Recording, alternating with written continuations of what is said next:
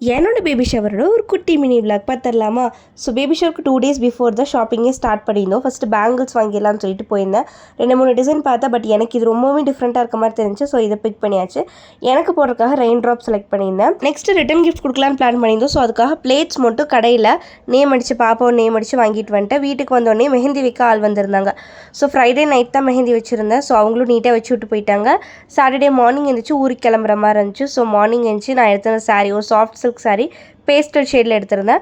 So அதை நீட்டாக pleat பண்ணிவிட்டு கிளம்பியாச்சு. அன்றைக்கி கொஞ்சம் மெஹந்தி ஆர்டர்ஸ் இருந்துச்சு, அதையும் கையோடு கொடுத்துட்டு நான் மெஹந்தி வச்சுருக்கிறது பார்த்து பாப்பாவும் அடம் பிடிச்சனால அவளுக்கு சிஸ்டர் டு பின்னு மெஹந்தி வச்சு கொடுத்தாச்சு. ஸோ அது முடிச்சுட்டு ஊருக்கு கிளம்பியாச்சு. அங்கே போய் தான் ரிட்டன் கிஃப்ட்ஸ் வேலையெல்லாம் ஸ்டார்ட் பண்ணியிருந்தேன். ஸோ ரிட்டன் கிஃப்ட்ஸ் பார்த்திங்கன்னா ரொம்பவுமே பட்ஜெட் ஃப்ரெண்ட்லியாக பண்ணியிருந்தனால ஒரு பிளேட்டு, ஒரு குட்டி போட்லி பேக்கில் நம்ம வாங்கின வளையல் ஒரு 4 பேங்கிள்ஸ் வச்சு, அது கூட 2 சாக்லேட்ஸ், வெத்தலை பாக்கு இதை மட்டும் வச்சு அந்த தட்டில் ரேப் பண்ணி நீட்டாக பேக் பண்ணியாச்சு. ரிட்டன் கிஃப்ட்ஸ் வேலையெல்லாம் மேக்ஸிமம் நைட்டே பேக் பண்ணி வச்சுட்டோம். பிளேட் டெக்கரேஷனும் நைட்டே பண்ணிட்டோம். பிளேட் டெக்கரேஷன்ஸ் எப்படி இருந்துச்சு, அதோட அவுட்புட் எப்படி இருந்துச்சு, அது எப்படிலாம் பண்ணேன், எங்கெங்கெல்லாம் ப்ராடக்ட் பர்ச்சேஸ் பண்ணேன்னு நான் நெக்ஸ்ட் வீடியோவில் சொல்கிறேன். மறக்காம நம்ம பேஜ் ஃபாலோ பண்ணி வச்சுக்கோங்க.